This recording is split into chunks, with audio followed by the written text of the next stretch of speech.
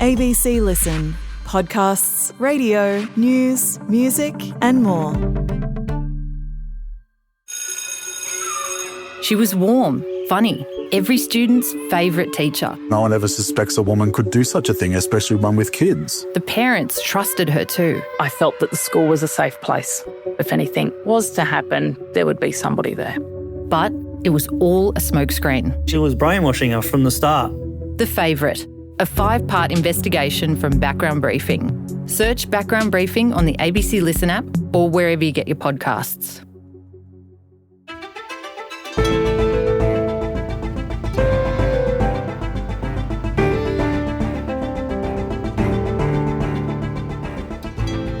On the menu, Hampshire watercress panna cotta and quail egg salad. There was Norfolk chicken too and Kentish raspberry sorbet. Not perhaps Donald Trump's favoured food, but he was in his element at a state dinner hosted by King Charles. Today, Kim Hoggard, a former Ronald Reagan press secretary, now calls Australia home, on what the Brits hope to get out of the visit and how Anthony Albanese might also cope with a potential meeting with Trump next week. I'm Sam Hawley on Gadigal Land in Sydney. This is ABC News Daily.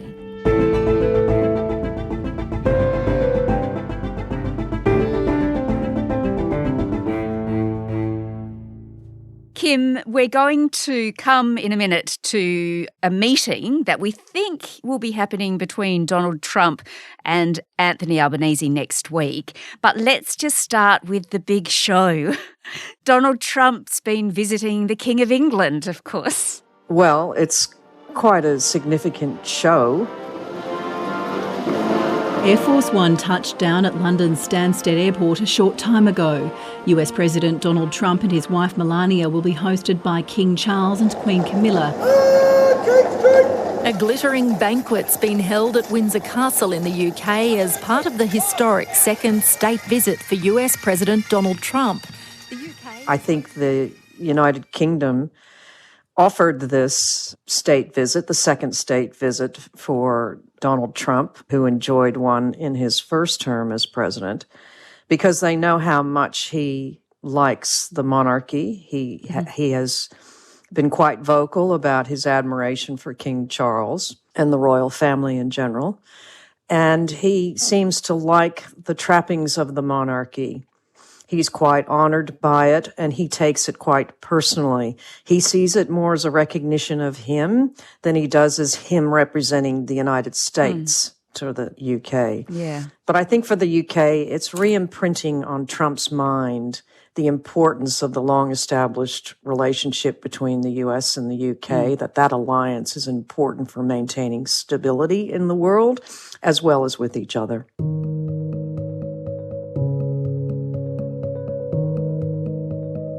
Yeah, well, Donald Trump, he was, of course, the guest of honour at a state banquet at Windsor Castle, where he did give a speech along those lines, I suppose, praising the relationship between the two nations. Together we've done more good for humanity than any two countries in all of history.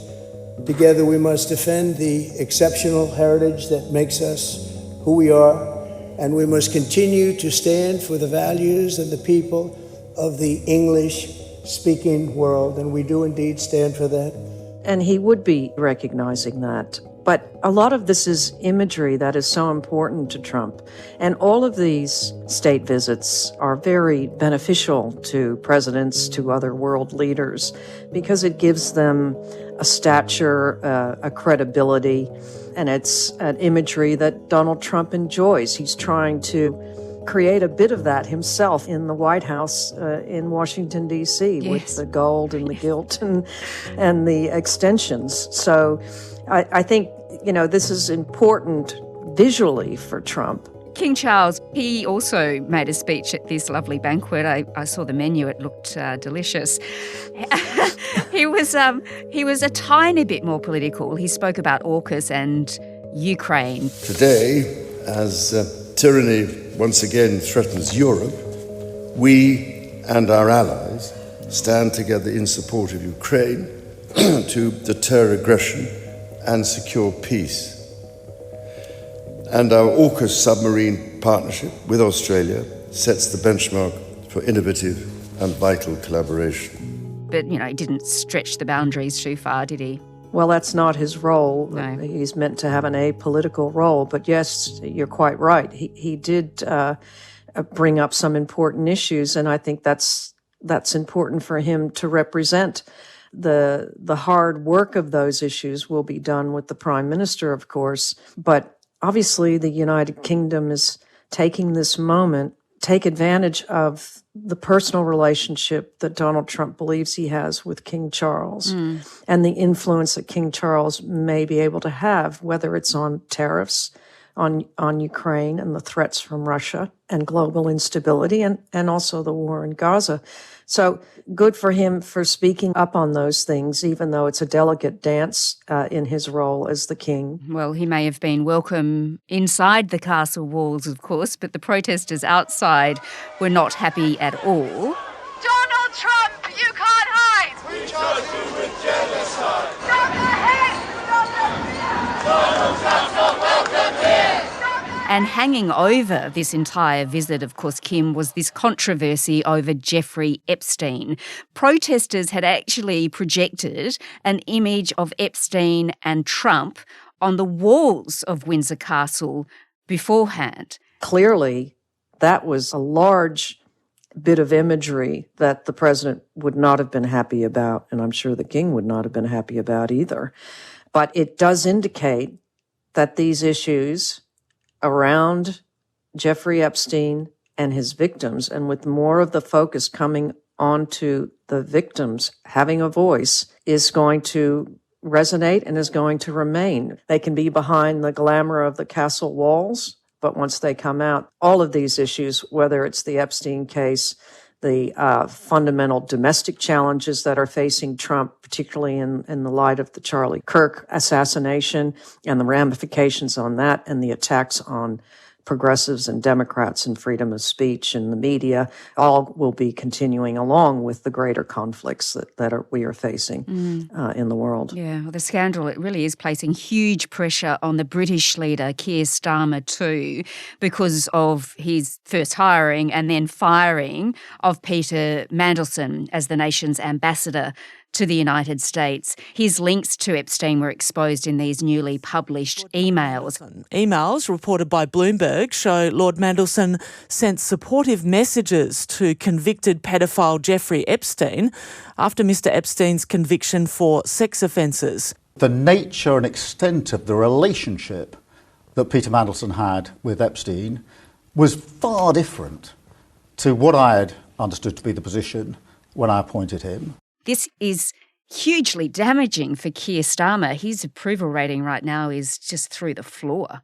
Well, I think a lot of world leaders' approval ratings are through the floor. And how Keir Starmer has gotten from winning a decisive election to where his standing is now is just a reflection of how difficult it is for world leaders to grapple with the amount of information on the internet, whether it's misinformation, disinformation, or truth, but this flood of influence that comes not from political parties anymore or even world leaders anymore. It really comes from this global cacophony of noise that comes from social influencers, that comes from strategists, that comes from people with a lot of money, corporations who can really now affect and control messaging, which is very harder for world leaders to deal with. And that's why we're seeing in America such an attack on freedom of speech,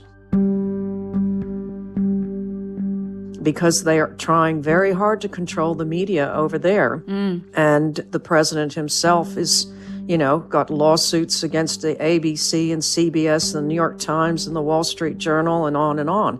And now, of course, today we've seen the cancellation or temporary, maybe temporary, maybe not, of the Jimmy Kimmel Show. An American television network, ABC, has pulled late-night host Jimmy Kimmel off air indefinitely over comments he made about the shooting of right-wing influencer Charlie Kirk. The late-night talk show hosts are people that Trump has been criticizing criticizing and threatening for some time now. Yeah. And Stephen Colbert being another one. So there are a lot of challenges facing leaders. Some of them are responding as best they can within democratic norms, and some of them are not.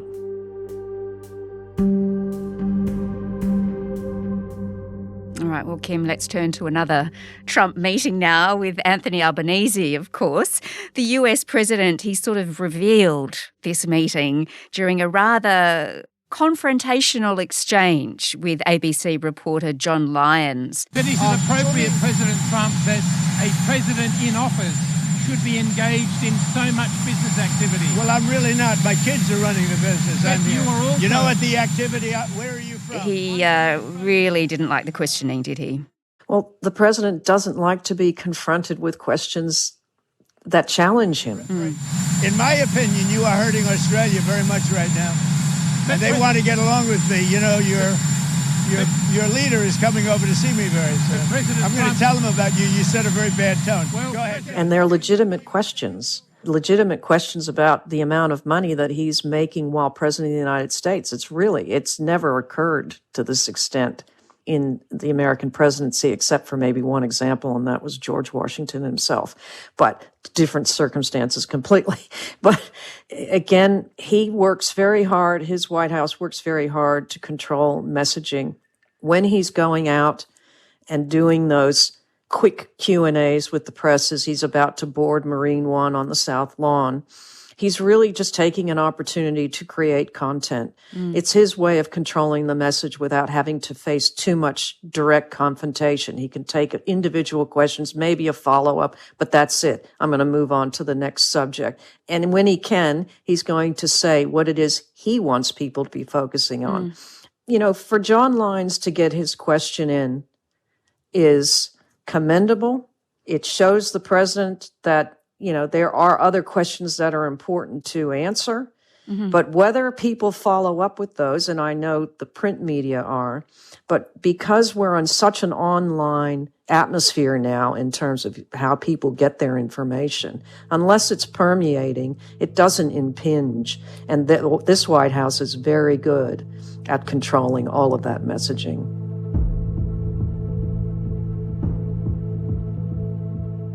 Well, Donald Trump, during that exchange with John Lyons, he said that Australia wants to get along with him. So tell me, if this meeting does proceed next week, what do you think the best approach is from Anthony Albanese? We've seen the European leaders, they've gone with flattery.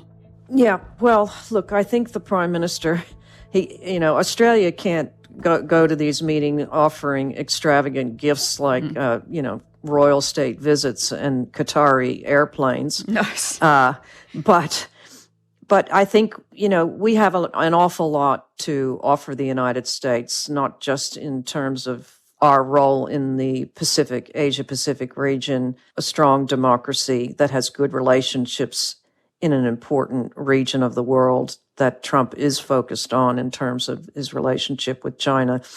We also have precious minerals, rare earths that would be important to Trump and the United States because China is pretty much got the monopoly on those products that the U.S. desperately needs. So, and also we have AUKUS, we have U.S. bases here, we have Pine Gap. There are a lot of reasons for the United States to show respect to Australia. And I think the Prime Minister's approach that we demand respect is a good one. Yes. And if he brings up John Lyons, well, the Australian politicians must, in a democracy, address and be held accountable by the media. And he was doing his job. All right. Well, Kim, how much significance then do you think we should place on this meeting between Donald Trump and Anthony Albanese?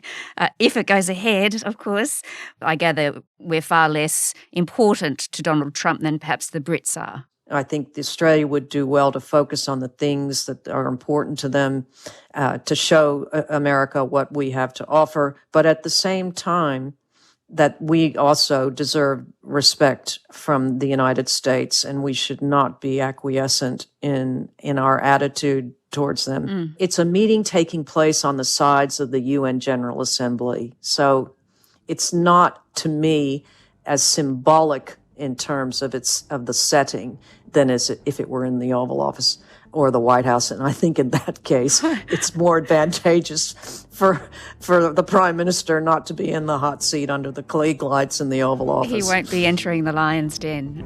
Yes, exactly. Kim, thank you so much. Thank you. Kim Hoggard was a former assistant press secretary for Ronald Reagan. This episode was produced by Jessica Wukyanov. Audio production by Cinnamon Nippard. Our acting supervising producer is Sydney Peed. I'm Sam Hawley. ABC News Daily will be back again on Monday. Thanks for listening.